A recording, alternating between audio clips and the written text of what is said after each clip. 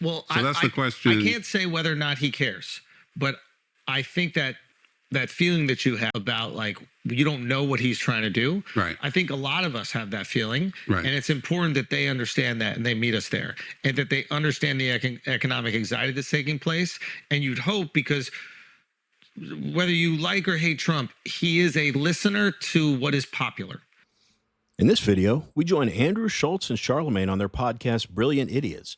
Andrew Schulz and Charlamagne discuss Trump's tariffs and the state of the economy. Their super left-wing guy off camera says that Donald Trump doesn't know what he's doing with regard to the economy, and Andrew Schulz pushes back. With that, let's watch Andrew Schulz set this guy straight after his preposterous statements. Nah, I got the flurry, but I was just looking at this. One McFlurry was $15? No. A meal is $15, but I went to get a McFlurry. I think the McFlurry was like $7. Jesus Christ. Yeah. So what do we think, Fast man? food is crazy. Are we? What do we think? What's our thoughts? That's is crazy. He's crazy. What do you mean? What's our thoughts? Just what's our thoughts? What's our thoughts on everything that's going on right now? Yeah, what are your thoughts on Trump? I don't even want to. Can you not make it about Trump? Let me think. Make it about him. That's fine. Okay, what's your? I don't want it to make it about it. What's your thoughts on the state of America right now? I think right now there's a lot of economic anxiety because nobody really knows what's going on. Nobody knows what's going to happen. And I think that the administration would probably say, like, that's the way that we have leverage with all the other countries in the world to change their trade policies or whatever. But the cost of that leverage is 350 million Americans feeling very insecure. And I'm in a very privileged position, right? Like, I got a few bucks and I'm still feeling it. I'm still going, okay, I got a baby, I got a daughter, I got a mortgage, like I got a wife, You can go from 1% to middle class real quick. Real quick. You know So it's like, Wait till college. so it's, and exactly, no, but you start to think about that shit, right? So it's like, I think that emotional, the tax that we're dealing with emotionally right now, that insecurity, like you hear about your friend getting fired and you hear about people struggling to get another job and you start going, whoa.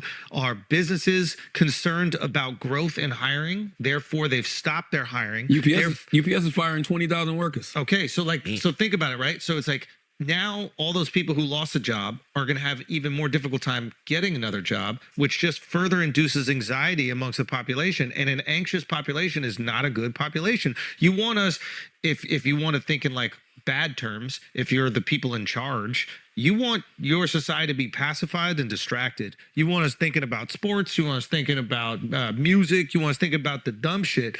And then, business goes on as usual. You don't want us all focused on our next meal. You don't want us all focused on what's happening in the economy and how we're going to provide for our families, because then we start thinking about what the people in power are doing and every decision they make. I think everybody's thinking about that now. Yeah, It's there because, once again, it's all about the economy. Because here's the thing. You can front on social media but so much. Mm-hmm. Meaning, like, you can get on social media and act like everything is all good and, act like you balling and act like you got it. Reality. They were talking about fast food. Embarrassingly, I still eat a decent amount of fast food. And I'll tell you what, fast food was inflated long before Donald Trump took office this term. Andrew was talking about the cost of the leverage that Trump is trying to create with the tariffs. The cost of that leverage, to me, is that the American people will have to sacrifice not buying some of the cheap items we typically get from China, and maybe have to tighten the purse strings a little bit too for the short term.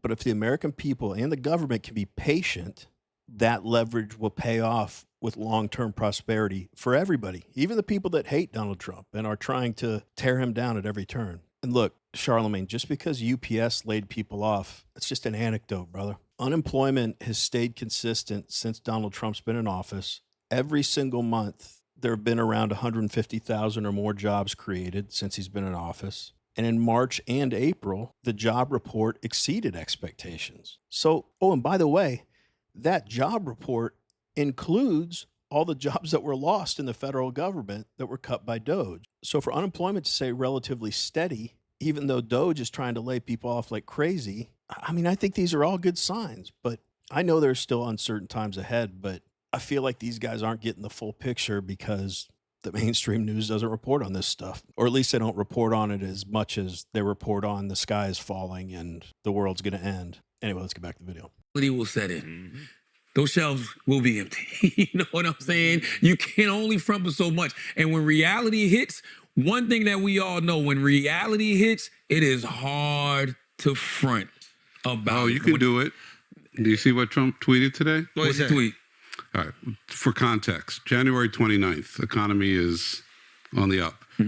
This is the Trump stock market because my polls against Biden are so good that investors are projecting that I will win, and that will drive the market up. Everything else is terrible, blah, blah, blah. What do you think he tweeted today? This what? This is the Biden stock market, not Trump's. I didn't take over till January 20th. Tariffs will soon start kicking in, and the company's starting to move in record numbers, blah, blah, blah. Nah, he got to stop doing stuff like that. It's just like I saw him do that the other day at his 100th day speech, and he said like he's blaming. He said something about transgenders, and I was like, nah, We don't care about that right now. Yeah, you won the election with that. You gotta govern now, buddy. Yep. Okay, you gotta govern now, and you won the election with stuff like the trans issue, but you really won because of the economy. You said it yourself. You said you won the election with promise one of the word: economy. groceries. Yeah. That's what he said. He said, I won the election because of groceries. He said, on day one, I was going to make the economy better. And I went on groceries. It's a very simple word, groceries. Like almost, who uses the word? I started using the word, the groceries. When you buy apples, when you buy bacon, when you buy eggs, they would double and triple the price over a short period of time. And I won an election based on that. You made all those promises. We're not there. Deliver. We're not there. What I would do if I was a young entrepreneur, I would locate the business sectors that are going to be deeply impacted by the tariffs. I would find small American businesses that are creating those things at home. A lot of them are not created at home, but there might be some that are. There might be some American-made diapers, American-made formula, whatever.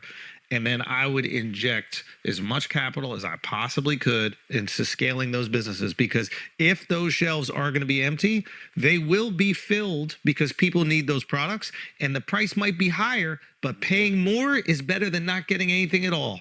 So if I'm a young hedge fund or if I'm a young VC, I am finding those businesses and I'm going, how can we build another factory as soon as possible? How can we increase production? Because people are going to need shit. They're not going to be able to get it. That's what I would do. But I think the most important thing the Trump administration could do right now is you have to do things to instill confidence in the people, and you If you like watching videos like this one, like and subscribe. We'd really appreciate it. Let's get back to the video. also cannot gaslight us. It's the same thing that the Democrats did before. If you gaslight us into thinking that everything's okay, it doesn't make it okay. You just make us resent you. So you have to show that there is a solution for this that's going to be beneficial to the American people. And what's interesting, when you look at all of these economists, man, I've seen economists on Fox News say this ain't the way.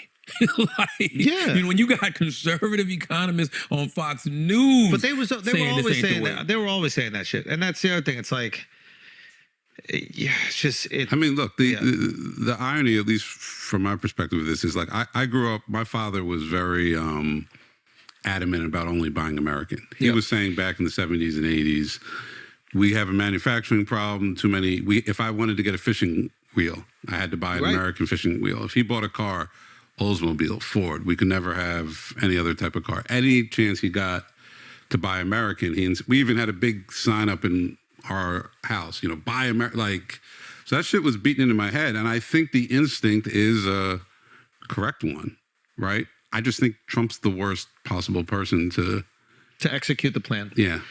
And I don't understand what he's trying to do right now, because I don't think he actually cares. And, well, so that's the question. I can't say whether or not he cares, but I think that feeling that you have of It's just so bananas and biased to say that Donald Trump doesn't care what happens with the economy. Why would he make moves that would make Wall Street hate him? Which, by the way, I guarantee this guy, he's such a lefty, the guy off camera, I guarantee he was like, all he cares about is getting his billionaire friends rich. Well, they're all mad at him right now because of the economic moves he's made. The economic moves are also making half the world mad at him, and half the country hates him just for kicks. And it's making half the country hate him even more. Is he doing that just for kicks and he doesn't really care what happens? If he didn't care, he would do nothing and just try to get people to like him for 4 years. It's such a lazy analysis. And I don't understand how that guy doesn't get what Donald Trump's trying to do. How can anyone argue that we need to rebalance our trade deals with the rest of the world? It's so ridiculously lopsided against us. Previous administrations have sacrificed long-term success for short-term gain, and they ignored this growing problem and this dependency on China. How can you disagree with the fact that we need to bring more manufacturing back to the United States?